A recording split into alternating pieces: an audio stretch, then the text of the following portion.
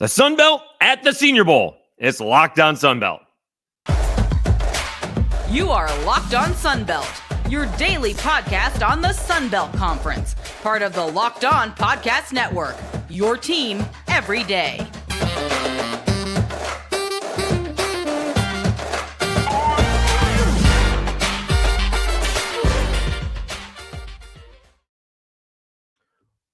Welcome back to another edition of Locked On Sun Belt, your team every day. I'm your host, Dave Schultz. Today's episode brought to you by Jase Medical. Empower yourself when you purchase a Jase case, providing you with personal supply of 5 antibiotics that treat more than 50 infections. Get yours today at jasemedical.com. That's JASE medical.com.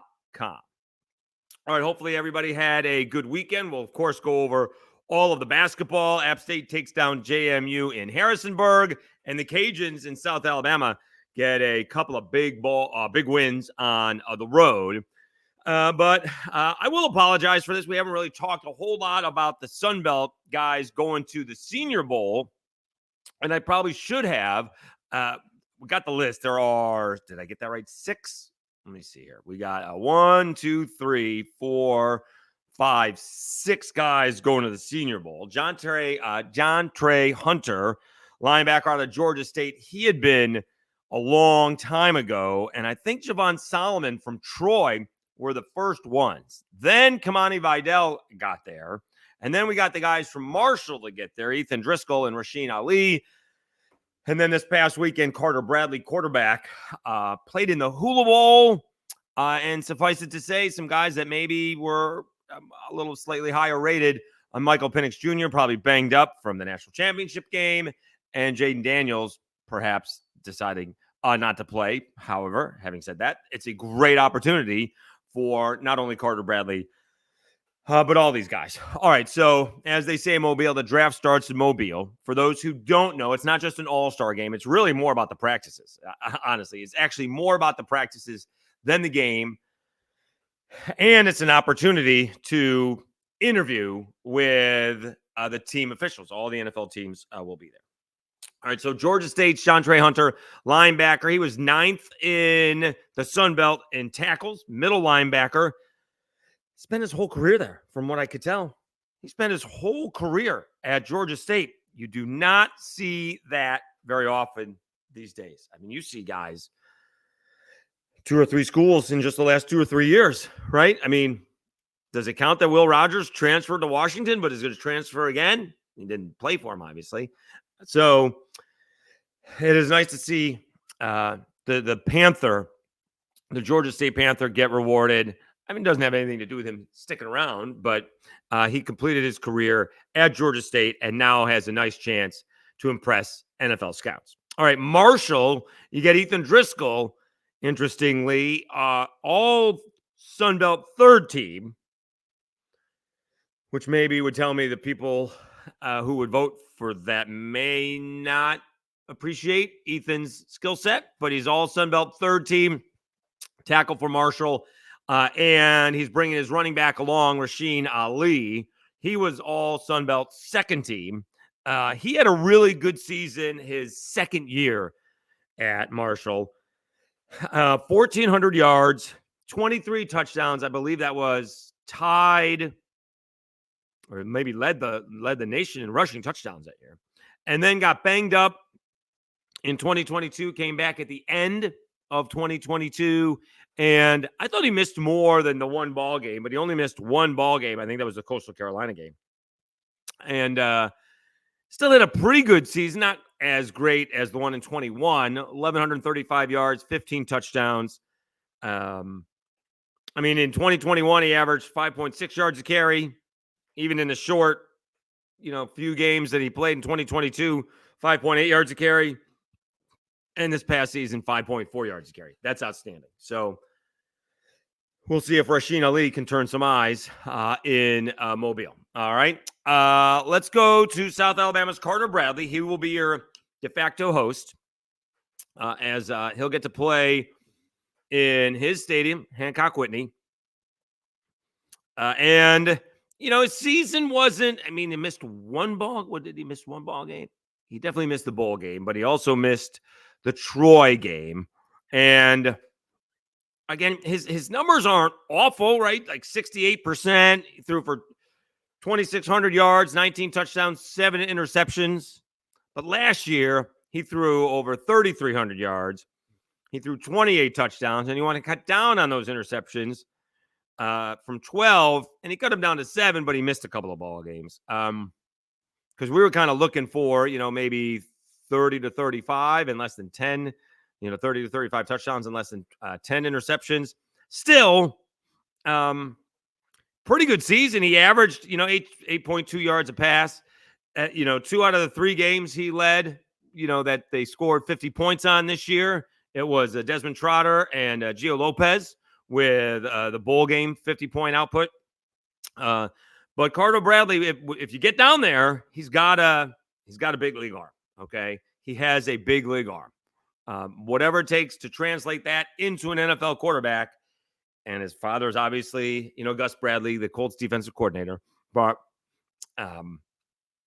he has a big league arm. What can he impress at Mobile in the Senior Bowl? Because that's going to be big. Okay, sometimes he's throwing a fastball and it's a 7-yard slant. And you got to take something off of it so your guy can get his head around and make the catch. All right, throws a pretty nice deep ball though. Does throw a nice deep ball. All right, Troy, defensive lineman Javon Solomon. He led the Sun Belt in sacks with 16. Yes, I know. JMU's Jalen Green had 15.5 sacks. He only played 9 ball games. He was the Sun Belt Defensive Player of the Year. Probably would be in this Senior Bowl, but he's recovering from a knee injury. So I know Jalen Green had this outstanding season and played in less games than Javon Solomon. Doesn't change the fact that Solomon led the conference in sacks with 16. And then you get Kamani Vidal, who he was, if you can figure out the difference, he was the offensive player of the year in the Sun Belt, whereas Jordan McLeod was the player of the year. So Kamani had a great season, over 1,600 yards, 14 touchdowns, did catch 1 in the air, capped off his career, with a I think with a bowl. No, they lost the bowl game, right? They lost the bowl game. I don't think he played in that. Oh, he did play in that. Maybe only played half of the game against Duke. 17 carries, 79 yards, didn't score. But his big ball game was the Sun Belt Championship game where he didn't have not 1, not 2, not 3, not 5 touchdowns in that ball game, rushing for 233 yards in Troy. So that's got to be special. We'll try to get Jim Nagy on from the Sun Belt to see where he thinks these guys are going. And again, for those who don't know, and it used to be this way, the idea was to sell as many tickets as possible. So we're going to get as many Alabama guys as possible, as many Auburn guys as possible. And if there's anybody from the area, and I have to go over who that is this year, but like next season, Riley Leonard will play in the Senior Bowl, and he's from across the water in Fairhope, right? Bo Nix is going to be the big favorite this year. Alabama through and through, state, not the school. And, he'll bring all those Auburn fans down. Also, Auburn's got a bunch of people in it, but that's the way it used to be. Try to sell the tickets by bringing those players in. Now it's different. It is all about who is getting drafted. So Jim Nagy tries to bring in the best players. So these guys aren't going there as, a season well done. NFL scouts want to see them. So, especially the running backs, you get got some guys on defense. And again, Carter Bradley's going to get a shot. Hopefully he's healthy, right? It'll be about 2 months since he's last played. And I think he was pretty banged up towards the end of the season, didn't play in the bowl game. So good for Carter to get a shot, and good for all these guys. They had some, we're talking about some guys that we're talking about are pretty good football players. So good for them. We're going to try, and when I say we, I mean me, try to be in Mobile for the Senior Bowl, at least the practices, 3 or 4 days. Probably get there early on a Monday and stay till Thursday, something like that. So we'll see. All right, so and hopefully we can get some of these guys on. It's nobody's fault, but once the players leave the schools, it's tough to get the guys on, right? We had some players on during the year because they're there all day long. But now it's kind of tough to track them down. We'll see if we can get some good sources to get us in contact with some of these players. Okay, let's take a timeout. Big weekend in Sunbelt basketball. We will do that next. App State takes down JMU. It is Locked On Sunbelt, your team every day. Let me tell you about FanDuel.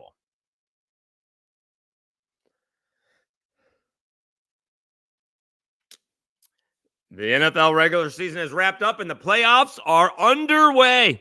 There's still plenty of time to get in on the action with FanDuel, America's #1 sportsbook.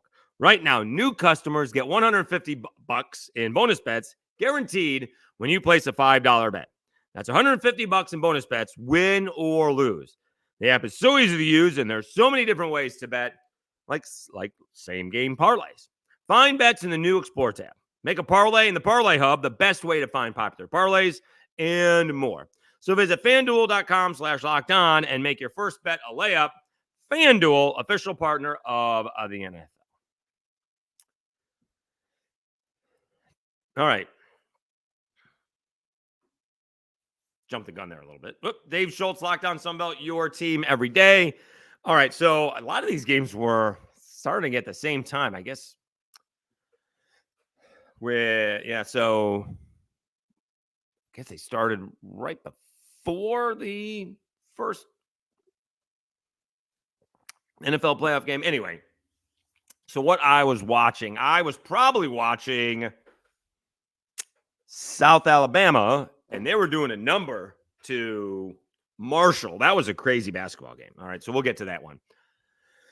But it was App State going into James Madison and taking care of the Dukes. James Madison had not played particularly well the last couple of ball games. And, they skated past the Cajuns, win and move on the road. We've discussed that. That's impressive. But then lost on the road to Southern Miss in a ball game. They didn't regain the lead after the first 5 minutes of the first half.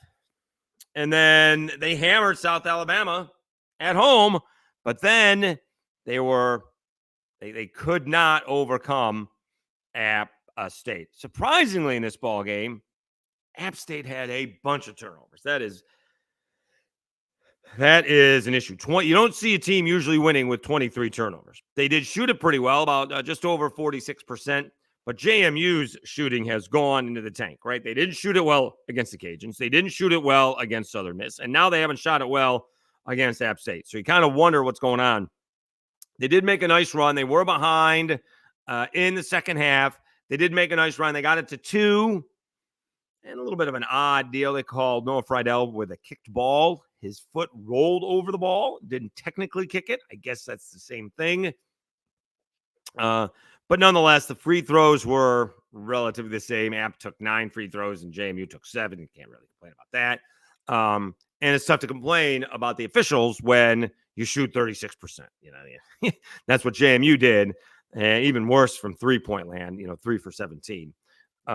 Quickly going over the scoring leaders. It was Tate coming off the bench in 28 minutes, leading App State with 15 points. Abson had 12. All right. Spillers for App State led him on the boards. He had 10 rebounds, also had 8 points. The Dukes led by Terrence Edwards, as always the case. He had 19 points. Brown came off the bench. He had 10. But that's a good job by App State. All right, App State now 13-4 overall, 4-1 in the conference. The Dukes started out 15-0, but now have lost, or 14-0, but now have lost 2 out of their last 3. Let's quickly see who they have coming up.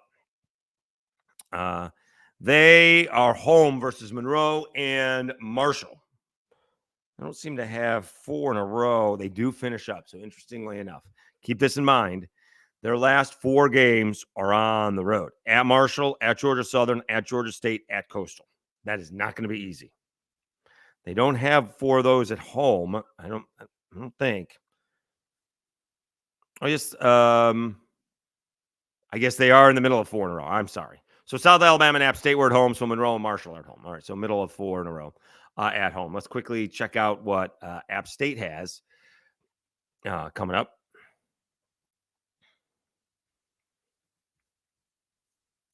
App State's hosting Georgia Southern and Coastal Carolina. So a big ball game on Thursday between the Panthers and the Mountaineers. That'll be a good one.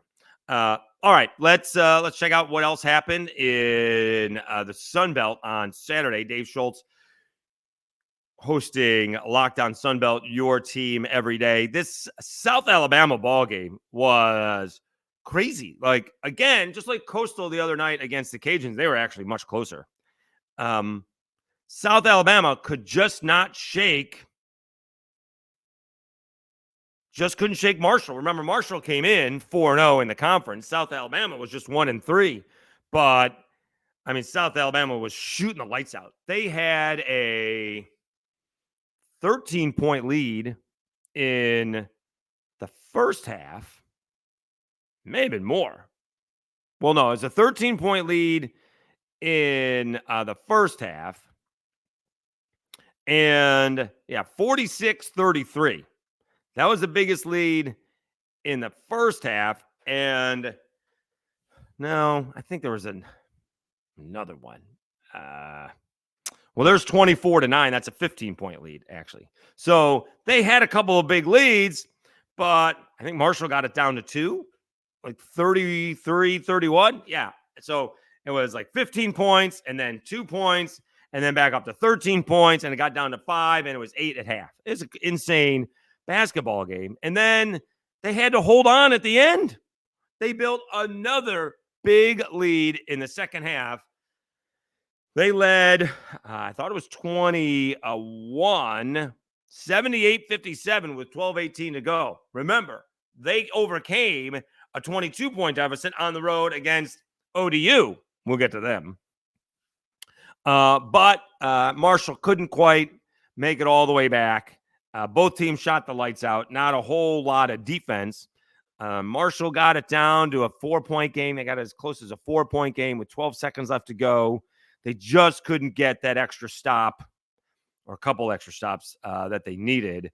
21-point game gets down to, single digits. You get a little nervous. But that's a nice win by South Alabama. Again, they're looking at going 1-4 in the conference and going to have to take down the undefeated Marshall Thundering Herd. That's a good job by Richie Riley's Jaguars. You did have a Turbo Jones, 23 points. He had a bunch of 3-pointers. He actually shot better from 3, 4 for 7 than he did from the free throw line, 5 and 9. Yeesh. Isaiah Gator continuing to have a great season, 25 points. Tabe had 18 as well. And Judah Brown, we talked about him coming back from injury. He hit 2 of 6 3-pointers. He had 10 points. For the Herd, you did have Anakili Keelan. He had 26 points. And Kerfman had 17 coming off the bench. Was Crawford in 27 minutes. He had 23 points, 10 for 12 field goals, but 0 for 3 from the free throw line. That's the thing. They missed 7 free throws. Cajuns missed 6, but we'll take it from the Marshall Thundering Herd. You can't make all 7. So if you hit 3 more, right? And now it's a 91-88 ball game. Now different things can happen. So it's tough to miss free throws when you're playing at home. So it's a nice win for South Alabama. They're 9-8, 2-3 in the conference. Marshall Thundering Herd dropped to 4-1, their first loss. They do get Marshall going on the road, Old Dominion and James Madison. South Alabama is they get Troy and the Cajuns at home. So good for good chance for Richie Riley and the Jaguars to get back into it with a couple of games there. All right, one more game before we take a break. It was the Cajuns coming out and playing really well against Arkansas State. I didn't think they were going to do this. I did not think that the Cajuns had it in them. And Hosanna Katinji had a spectacular ball game. They just kept on feeding the big guy. Did a good job making moves. The thing is with the Cajuns, they have to, if they get Contingency down low on the block, a lot of times help defense comes from where Contingency is looking over his, whatever shoulder's going towards the basket, I guess. And then the help defense comes that's covering the guy in the corner. You got to get everybody else on the other side to prevent the help defense. Excuse me. Now, if someone comes from behind him, okay, but if someone's coming from the side, that's not great. But the Cajuns beat Arkansas State 84-77. I wasn't sure about the last three-pointer that went in. It didn't count, then it did count, then it didn't count. But Contingency, 25 points, 7 rebounds, 4 assists. Kobe Julian had another big ball game, 20 points. That was nice to see. Fulks, not shooting particularly well, but 16 points, 7 assists. Michael Thomas off the bench, getting more time. He had 10 points and 3 assists. For Arkansas State, Caleb Fields, 19 points, and Nelson had 17 off the bench, was Todd with 12. But the big difference in this ball game, we told you about all the turnovers that App State had. Well, remember all the turnovers that the Cajuns had. They had 20, losing to Troy in a rather close ball game. They had 5.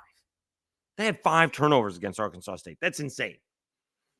I mean, you can't, a coach can't even ask for that. That's not something even a coach would ask for, right? I think if you have 10 or less, like if you have 5.5, you're doing pretty good. Anything over that, now you start to get in trouble. Because there will be, there's going to be forced turnovers and then sloppy turnovers. And there were a bunch of sloppy turnovers against Troy. Not so much against Arkansas State. They shot the ball incredibly well. They did not shoot a whole lot of threes. They shot okay, 5 for 13. But with Contingency, mostly hitting layups. And they hit their free throws. Although Arkansas State had a bunch of free throws, 25 of 28. And they could not... They also wouldn't go away at the end, but it was a big lead at the end anyways for the Cajuns. And so that's a nice job by the Cajuns. Another team that was looking at a 1-4 start in the Sun Belt, and tough to overcome that. They're now 9-8, 2-3 in the conference.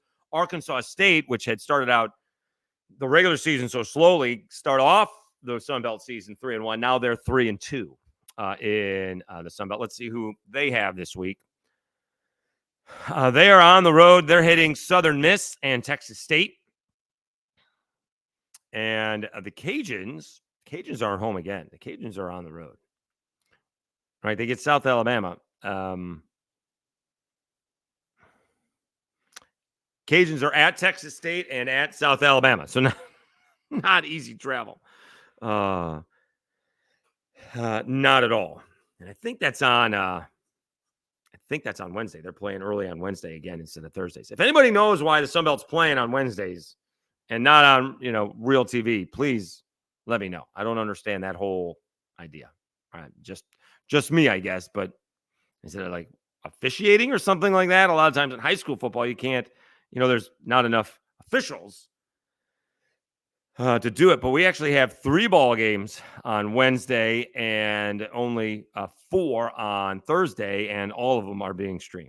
It is what it is. All right, let's take a time out. We'll go over the rest of the Sun Belt basketball. Georgia State with a big blowout win, and Southern Miss stays hot. We'll do that when we come back.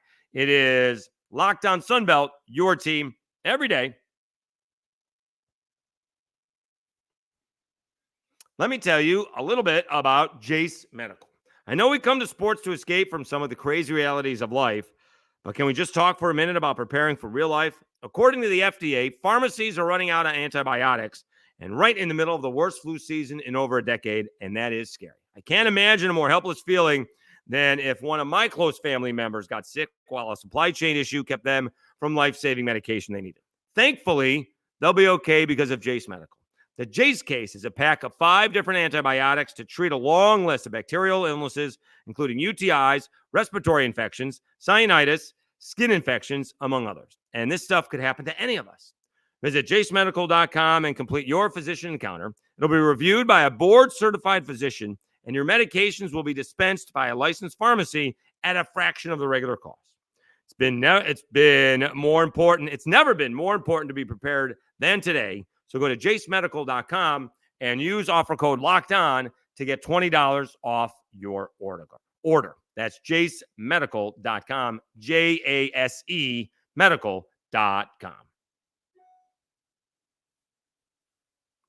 All right, Dave Schultz, Locked On Sunbelt, your team every day. Checking out what else happened in the Sunbelt this Saturday, and what a job by Georgia State. That was quite the week, right? They come back again. ODU blows a 20-point lead, and Georgia State escapes ODU on Thursday, and then destroyed Georgia Southern 90-62. Georgia State, more wins in the Sunbelt this year than they had all of last year. 3-15 last year. They're 9-7 overall, 4-1 in the Sun Belt. They are playing much better than they did last year. 4 of their 5 starters were in double figures. Taylor had 28 points. Lane had 18 points. And Odom had 15 points. Moore for Georgia Southern had 19. And Banks had 11. It was a 10-point game at half. And I just think it was all Georgia State. They shot 60% basically, and Georgia Southern shot 35%. And they even shot 9 of 21 from 3. Kind of be tough to beat anybody when you're shooting 43% from 3. They didn't shoot it well from the free throw line, but they didn't really need to. So Georgia State, again, really turning it around this season. They get 4 ball games on the road coming up. At App State, as we mentioned, that's a big ball game. Then they're at Georgia Southern. They return the favor next week going to Statesboro. Then they're at Marshall and they're at Coastal. Any chance they could win 3 of those 4? Going 2-2, you're kind of beating Coastal and you're beating Georgia Southern. All right, that's who they're better than that. So if you go 2-2, that's not bad. If you're Georgia State, can you go 3-1? And then Georgia Southern, as we mentioned, they have Georgia State. But Georgia Southern, they're getting Coastal at home and then Georgia State, and then they're on the road to App State and Old Dominion. All right, let's see who else. I think we mentioned Southern Miss. They were playing, let me see here.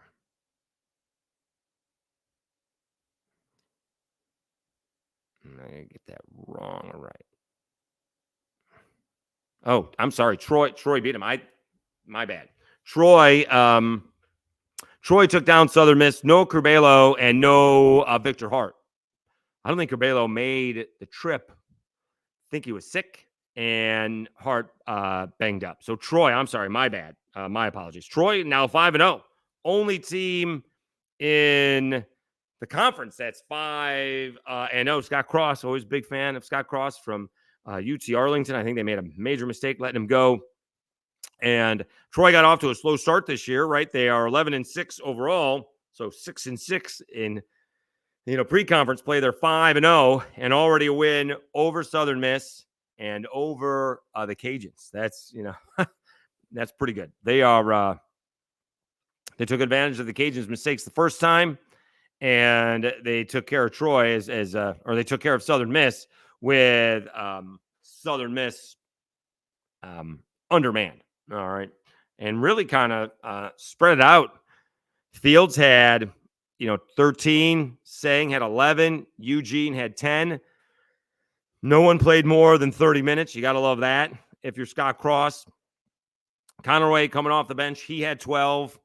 It's kind of one of those easy wins. In fact, only two starters had more than 20 minutes. Eugene had 30 and Fields had 22. Valdez had 20. Sang had 19. Muhammad had 16. So and that's nice. Conaway, kind of a bench player in name only, I guess. He played 23 minutes. Southern Miss, Crowley had 14, and I'm not sure how to say this. Iwaker, he had 11. He had 11. So my mistake. Golden Eagles took one on the chin. I had forgotten that no Curbelo and no Victor Hart. in that one. And then you had Coastal Carolina. They pick up a win. They take down Old Dominion 79-75. It's going to be a long season, I think, for both these two teams. I guess hashtag always a bright side. ODU didn't blow another 20-point lead. Is that a thing? Yeesh. 4 of the 5. Chanticleers had double figures. Meyer and Blackman each had 15. Easley Jr. off the bench had 10. For the Monarchs, Jenkins had 24 and Alette had 19 in what was a good ball game. Was that one that I was watching at the end? That game seemed to take forever. A couple of these games took forever to finish. And they're just looking at the replays. And then Texas State, they took down Monroe 67-54. Texas State gets their first win in conference. Monroe drops to 0-5. The Warhawks are flat out struggling. Mason with 16 points. Gums with 10 for the Bobcats. Off the bench, Benson with 15. Watson had 10 points for the Warhawks, the starter. Willis off the bench had 11. All right. So, again, we have 3 games on Wednesday. Quickly, let me tell you what those are. Georgia State at App State, really good ball game.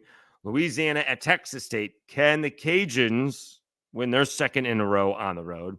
And Arkansas State and Southern Miss playing in Hattiesburg on Wednesday. Thursday, you got Troy at South Alabama. Old Dominion hosting Marshall. Georgia Southern taking on Coastal Carolina. And James Madison looks to bounce back, hosting 0-5 Monroe. All right. Thank you so much for tuning in. We went a little bit long. Lots to talk about. We'll see if we can get, again, looking to get Jim Nagy on. He's very busy these days, so it'll be trying to squeeze it in. And then we're going to try and find these players to get on and talk a Senior Bowl as they are getting ready. That's really their job interview right there. The Senior Bowl is their job interview. So, again, thank you so much for tuning in to Locked On Sunbelt. We'll be back with you again tomorrow. I'm your host, Dave Schultz, and you've been watching Locked On Sunbelt, your team every day.